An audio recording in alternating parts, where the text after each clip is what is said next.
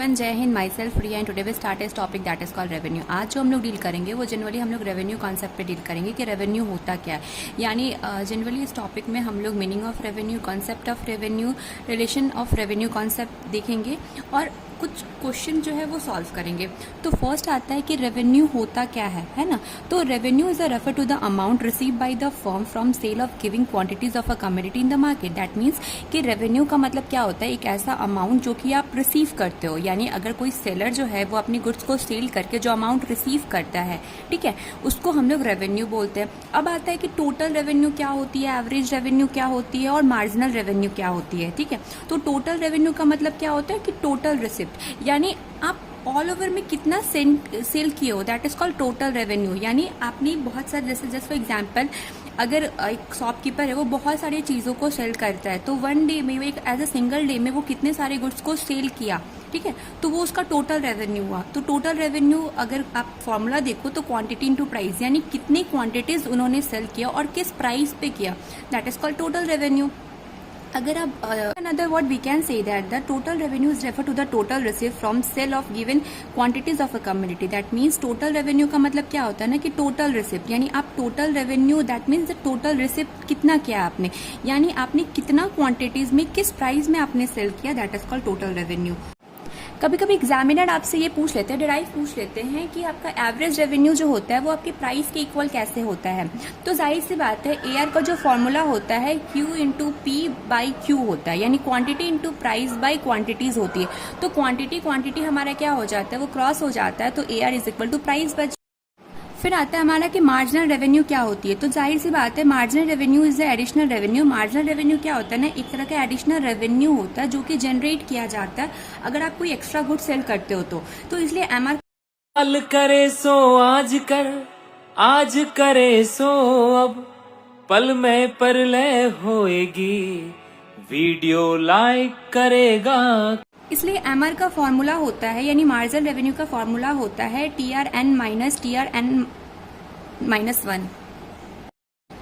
तो इसलिए हमारा MR का क्या फॉर्मूला होता है, MR is equal to TRN minus TRN minus 1। जबकि हमारा MR क्या होता है ना, मार्जिनल रेवेन्यू होती है। TR क्या होता है, total revenue of a unit होती है। और MR का क्या फॉर्मूला होता है ना, MR is equal to change in total revenue by change in number of unit. यानी हमारा TR में कितना चेंज हुआ और हमारी क्वांटिटी में कितना चेंज हुई, that means delta TR by delta Q, that is called MR। Got it. Now come to the next point and that is called relationship between the revenue concept. तो जाहिर सी बात है, दो तरह के होते हैं। फर्स्ट आता है कि हमारा जब प्राइस जो होती है वो कांस्टेंट होती है, और जब हमारे प्राइस क्या होती है, फॉल करती है या राइज करती है। तो जब हमारी प्राइस जो होती है वो कांस्टेंट होती है तो जाहिर सी बात है वो हमारे परफेक्ट कॉम्पिटिशन में आता है, क्योंकि परफेक्ट कॉम्पिटिशन में हम लोगों ने देखा था कि प्राइस हमारी क्या होती है, कांस्टेंट होती है। और हम लोगों ने ये भी देखा था कि जब हमारी प्राइस क्या होती है, फॉल होती है या राइज होती है, तो वो हमारे इनपरफेक्ट कॉम्पिटिशन में आ जाते हैं। तो हमारा क्या बोला गया है ना कि when the price remaining constant under the perfect competition में, in the situations the firm accept the same price determined by the industries. यानी हमारा फर्म जो है वो सेम प्राइस को एक्सेप्ट करता है जो कि हमारी इंडस्ट्री जो है वो डिसाइड करती है। ठीक है, जो इंडस्ट्री जो है वो डिसाइड करती है वो फर्म क्या करती है, उसको एक्सेप्ट करती है। ठीक है, और दूसरा में अगर हम लोग देखेंगे कि व्हेन द प्राइसेस फॉल और राइजेस आउटपुट, दैट मीन्स ये हमारे इनपरफेक्ट कॉम्पिटिशन होता है। इसमें क्या होता है ना कि प्राइस जो होती है, जो इंडस्ट्रीज होती है, जो फैक्ट्रीज होती है, वो कुछ और डिसाइड करती है। लेकिन वो जब मार्केट में आता है, क्योंकि मार्केट जो है वो हमारा डायनेमिक इन नेचर है, वो टाइम टू टाइम चेंज होता है, तो इसलिए उसके come to the next topic and that is called relationship between A और MR। यानी एवरेज रेवेन्यू और मार्जिनल रेवेन्यू में अगर आप देखोगे तो जब हमारी प्राइस कांस्टेंट रहती है, इसमें भी दो तरह के होते हैं, एक when the price is constant और व्हेन द प्राइस फॉल और राइज। तो जब हमारी प्राइस कांस्टेंट रहती है तो TR जो होती है ना वो मेरी कांस्टेंट वे में इंक्रीज करती है। जस्ट फॉर एग्जांपल प्राइस मेरी 5 है, ठीक है, तो TR जो होती है वो कांस्टेंट वे में इंक्रीज करेगी, जैसे 5 से 10, 10 टू 15, 15 टू 20, 20 टू 25। और MR जो होती है वो हमारी कांस्टेंट होती है। यानी मैंने जस्ट अभी बताया था कि जो हमारा प्राइस जो होता है वो हमारे एवरेज, यानी एवरेज रेवेन्यू के बराबर होता है, और जब हमारी एवरेज रेवेन्यू सेम है तो जाहिर सी बात है हमारा MR भी सेम होगी। तो in in the another word we can say that when the price is constant, जब हमारी प्राइस क्या होती है वो कांस्टेंट होती है, तो जाहिर सी बात है प्राइस जो होती है वो मेरी एवरेज रेवेन्यू के बराबर होती है। तो जब मेरी प्राइस कांस्टेंट है तो मेरी एवरेज रेवेन्यू कॉन्सेप्ट है, और मेरी टोटल रेवेन्यू वो कांस्टेंट वे में इंक्रीज करेगी, ठीक है, यानी 5 to 10, 10 to 15, 20, 25, 30 इस तरह से इंक्रीज करेगी। और जाहिर सी बात है जब मेरी टीआर कांस्टेंट वे में इंक्रीज करे तो हमारी एमआर जो होती है वो कांस्टेंट होती है। तो कभी कभी एग्जामिनर आपसे पूछ लेते हैं कि क्या बेसिक लॉजिक है, ठीक है, कि जब हमारा प्राइस जो होती है वो कांस्टेंट होती है तो एआर में, एमआर में और टीआर में क्या इफेक्ट होता है। तो जाहिर सी बात है जो मेरी प्राइस रहेगी वो मेरी एआर रहेगी, यानी एवरेज रेवेन्यू रहेगी।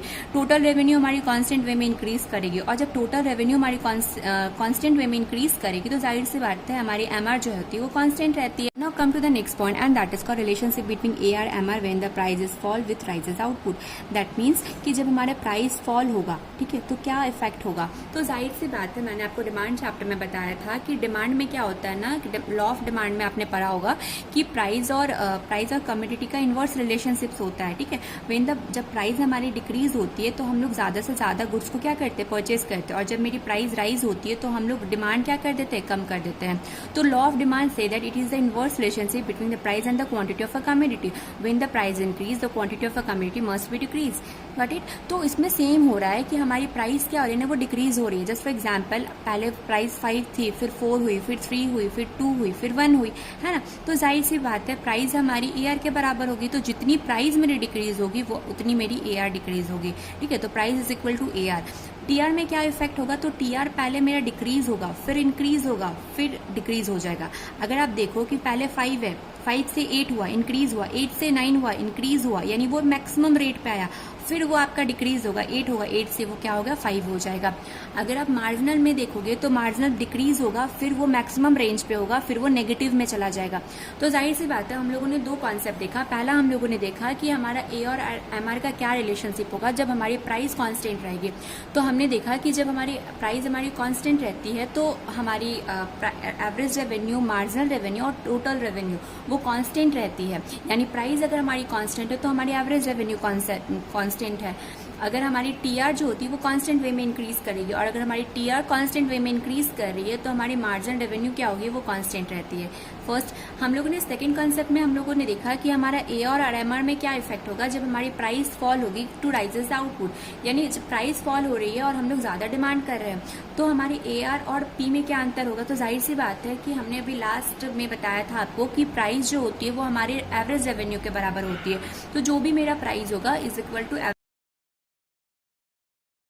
अगर आप जनरल रिलेशनशिप देखना चाहोगे कि हाँ क्या रिलेशनशिप होता है ए और एमआर का, तो जब हमारी एआर इंक्रीज करेगी तो एमआर उससे ज्यादा इंक्रीज करती है, ठीक है। जब एआर कांस्टेंट रहेगी तो हमारी एमआर भी कांस्टेंट रहती है, लेकिन जब एआर डिक्रीज करेगी तो एमआर उससे ज्यादा डिक्रीज करेगी, और एक टाइम आएगा जब एमआर जो होती है वो हमारी नेगेटिव में चली जाए। Now come to the revision section. Revision section में अगर आप देखोगे कि रेवेन्यू क्या होती है, तो रेवेन्यू का मतलब होता है जो अमाउंट आपने रिसीव किया, ठीक है। जो अमाउंट आप रिसीव करते हो उसको हम लोग रेवेन्यू कहते हैं, ठीक है।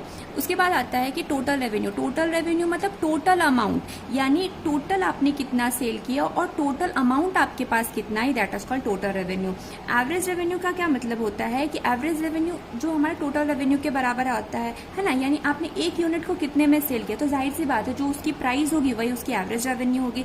मार्जिनल रेवेन्यू क्या होता है ना, कि जो आपने एडिशनल अमाउंट जो आपने सेल किया, ठीक है। जस्ट फॉर एग्जाम्पल आपने 2 गुड्स को सेल किया तो आपको इतना प्राइस मिली, आपने 3 गुड्स को सेल किया तो आपको इतना प्राइस मिली। तो जो दूसरा गुड को आपने सेल किया और जो तीसरा गुड को आपने सेल किया, दोनों का जो डिफरेंस होता है वो आपका मार्जिनल रेवेन्यू आता है। आपने रिलेशनशिप देखा ए और एमआर का, तो एआर में जब हम लोगों ने दो चीज देखा कि जब हमारी प्राइस कांस्टेंट रहती है तो जाहिर सी बात है मेरी average revenue. Now come to the next point and that is called relationship between TR और एमआर। टीआर और एमआर का क्या रिलेशन होता है, तो जब मेरी टीआर इंक्रीज करती है तो मेरी एमआर भी इंक्रीज करती है, यानी टोटल रेवेन्यू इंक्रीज करती है तो एमआर यानी मार्जिनल रेवेन्यू भी इंक्रीज करेगी। जब टोटल रेवेन्यू मैक्सिमम रहेगी तो मेरी मार्जिनल रेवेन्यू 0 रहती है, ठीक है। और जब मेरी टोटल रेवेन्यू फॉल करना स्टार्ट करती है तो मेरी मार्जिनल रेवेन्यू जो होती है वो नेगेटिव हो जाती है। एग्जामिनर आपसे पूछ देते हैं कि टोटल रेवेन्यू क्या 0 हो जाता है, तो नहीं, टोटल रेवेन्यू मेरे कभी भी 0 नहीं होता।